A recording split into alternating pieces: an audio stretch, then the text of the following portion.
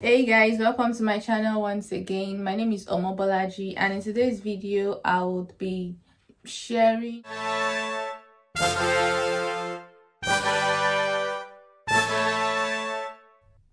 basically I had to do my midwifery OSCE recently, and while I was preparing I realized that there weren't lots of resources on midwifery OSCE, and that in itself was a thing that almost made me not explore the midwifery route because I was worried about how would I prepare.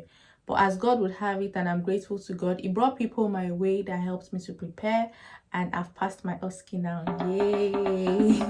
While I was practicing, I told myself that I would also, I know by time goes now, like when air blows on it, I'll probably not be very interested in doing this anymore. And to be honest, I'm actually getting to that point because it's a couple of weeks now since I've passed, and while I was preparing I had this ginger, like I would do vlogs so that people will also learn. But now the ginger is going, so I'm just like, anyway, anyhow, I'm just gonna shoot this video so that anybody that also wants to benefit from it, who would like to explore the midwifery route but is considering how would I do OSCE midwifery is actually not as difficult as we think it is.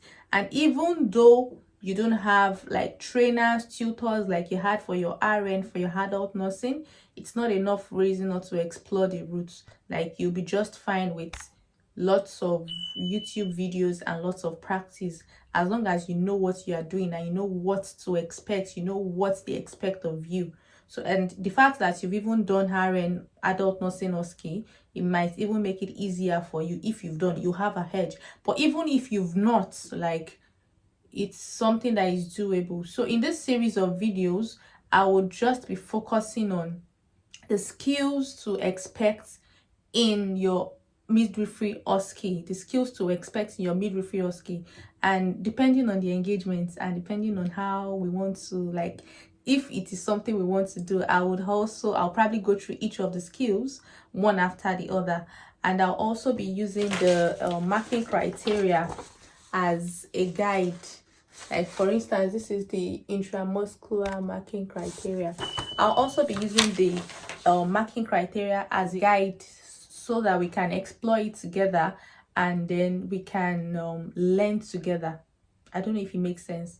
So that is what this video would be about. So if you think you know that there are anybody that you think is preparing for their midwifery OSCE and they are looking for materials, point them to this channel, because the next series of videos is gonna be about how to pass your OSCE. As a starter, I'm just going to highlight what skills would you be doing in your midwifery OSCE. There are 10 stations altogether. Out of the 10 of them, 4 of them is your API. If you're a nurse or a midwife, you know what API is. API is assessment, planning, implementation, and evaluation. So 4 out of those skills will be your API, and then 2 of them would be silent stations, which would be based on professional values. That one of them is professional values, and then the second one is evidence-based practice. So that makes 6 now. And then the other 4, out of the other 4, one of them would definitely be your systemic examination of the newborn. So we are left with 3 now. So out of the 3 that is left, it could either be phlebitis inspection and IV flush, it could be postpartum hemorrhage, it could be birth, like they'll watch you born baby. It could be birth, it could be shoulder dystocia, that's 12. You could also have a IM station, intramuscular injection station. Sometimes the IM station is a standalone and sometimes it is incorporated into your implementation station. And then you could also have removal of catheter. So that's 14 skills. Which other one? You could also have postnatal sepsis. That's also a skill in itself. That's 15. You could also have postnatal check, is also a skill on its own. So that's 16. So I think in all there are 16. Let me count. Actually, I have a book. This was the book I read with. So 1, 2, 3, 4, 5, 6, 7, 8, 9, 10, 11, 12, 13, 14, 15, 16. Yeah. So there are 16 altogether. 16 altogether you could choose from, or they could choose from. There are 16 stations altogether that they could choose from. As for the silent stations, the evidence-based and the professional value station, it's pretty much the same thing, but the scenarios might be different.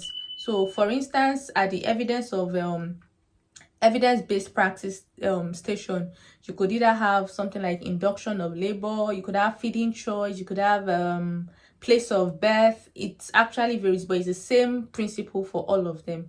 So that's why I'm not going to be separating it as what's like a different skill station. So altogether there are 16 of them.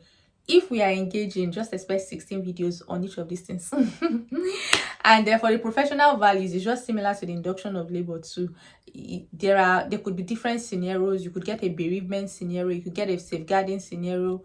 Are the two major scenarios people often get.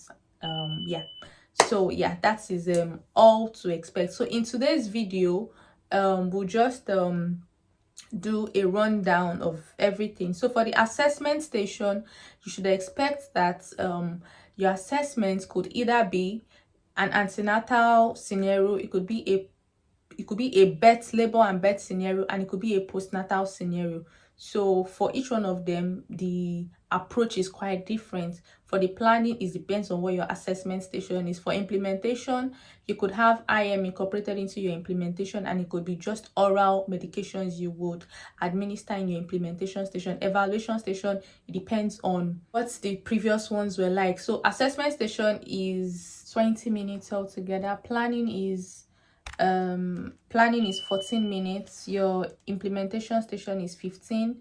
Your evaluation is 8 minutes. Then as for the skills, each of them has different minutes. Your systemic examination of the newborn is 25 minutes.